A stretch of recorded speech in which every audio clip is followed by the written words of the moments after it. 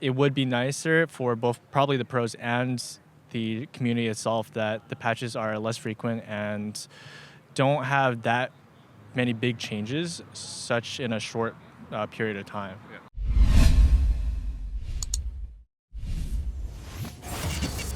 It's the fourth week of NALCS. We're near the end of it. I'm joined right now by Biofrost after CLG's 2-0 weekend.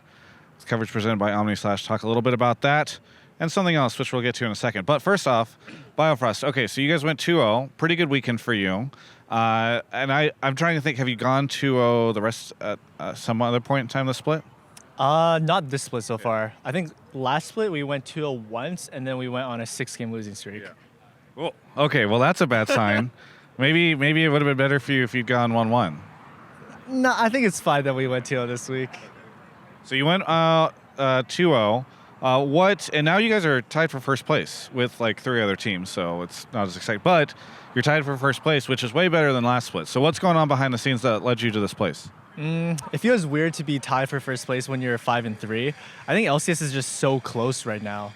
And for the most part, we've been doing the same things. Like, we haven't had actually the best results in scrims, so we're trying to improve on that. And we've been scrimming a lot more, trying to do triple blocks, and we have the facility now as well. And the meta is just so weird because there's just so many things that you have to play, and you just have to spam scrims in order to get the quantity there, because if you only scrim 2 blocks, it's actually kind of impossible to like figure out the meta. Okay, so all the triple block, but I mean that kind of leads into a conversation that Peter was striking up last week, where he was saying like the game is just patching too frequently. He would like to see it patched less frequently. What do you think of that argument? I mainly agree because as a pro player, I mean, even as a player that plays probably casually, they don't want to see changes that come every like couple weeks that really change the game. Like with gold funneling, as well as all these mages bottom, even with the bruisers. It's just such a different game, and you don't want to come back every like couple weeks and then come back to a game that's completely different. I like that Riot is making the game more like welcoming for a lot of different champions in the bot lane, as well as like new strategies are arising, such as the gold funneling.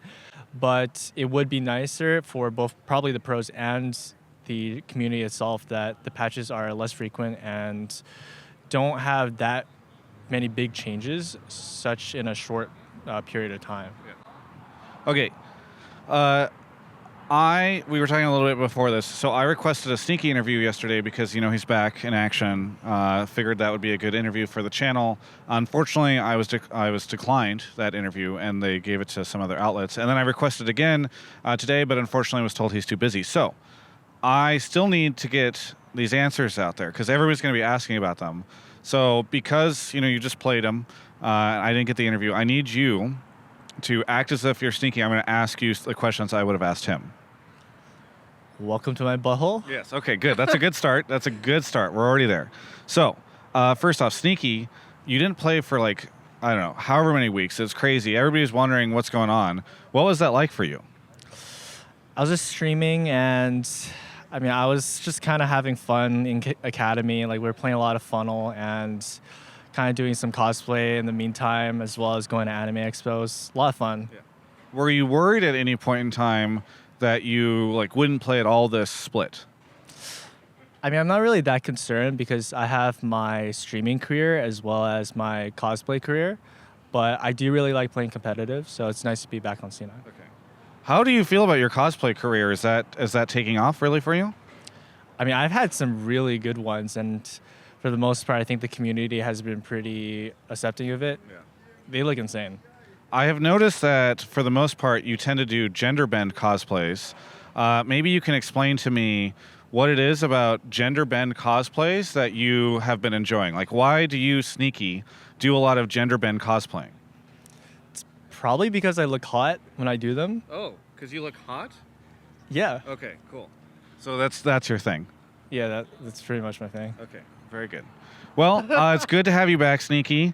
Final question, do you think that C9 is going to be able to pull it off and make it to playoffs, given the fact that like you guys can only lose a couple games and obviously just had the loss against CLG? It's going to be pretty hard since we're last place, but I'm sure that we'll be able to get there. Okay. Oh, and one last one.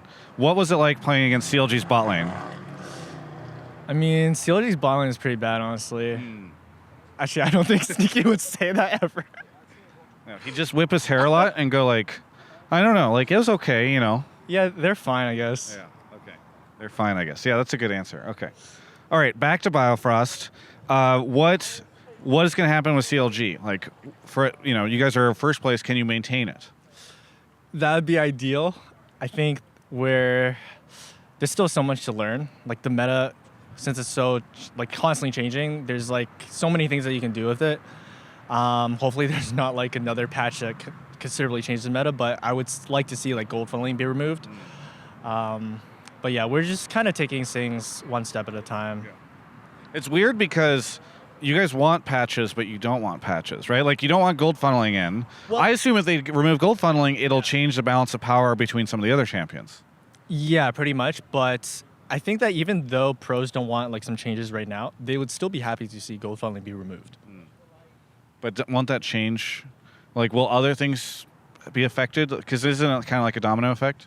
Yeah, things will definitely change. Like when AD carries got nerfed, like I'm pretty sure bruisers and some of the other mages were already probably viable, but people took that as an opportunity to try out different things, and it might be the same thing with the gold funneling. But I think it'll be to a lesser extent because people will probably just have different priorities on certain picks. And then there was one other topic that, Darshan says he wants to get a solution in place so that NA players can have better practice solo queue style, right? Like whether that's playing on this tournament realm where you don't have to worry about the ping, or just having. What do you think of all that stuff? Mark Z went on a rant today. Did you see that? I didn't see that, but I heard about it. Yeah. Or he's like, players are lazy, or at least he said people say players are lazy and they're just having cop-outs for practicing on the tournament realm. I interviewed Paul Belter yesterday. He went on like a big rant that kind of like contradicts Mark, but I don't know what your take is on all that. So actually, we tried that before. We tried to have in-houses on the tournament client like a year ago, and I think Soren and Xpecial were like part of organizing that. It was just very hard to get it set up, and it also didn't feel as rewarding because in comparison to solo queue, you can't stream and you also can't, there's no like elo, and there's just weren't enough players usually that wanted to play. Whereas if you set up a private server done by Riot and you have like matchmaking, you have like a elo set in place, then it might be more incentivizing, as well as players can also stream on it. I think China also has a server where they have like a private server that's just dedicated for like D1 and up, or like pro players usually. So it would be helpful for us because the ping would be a big difference, I believe. Yeah. Anything you want to say to any of the fans out there? Well, the C9 game was a big heart attack, but I guess that's nothing really new for CLG. Thank you for all the support, and hopefully we get another 2-0 next weekend.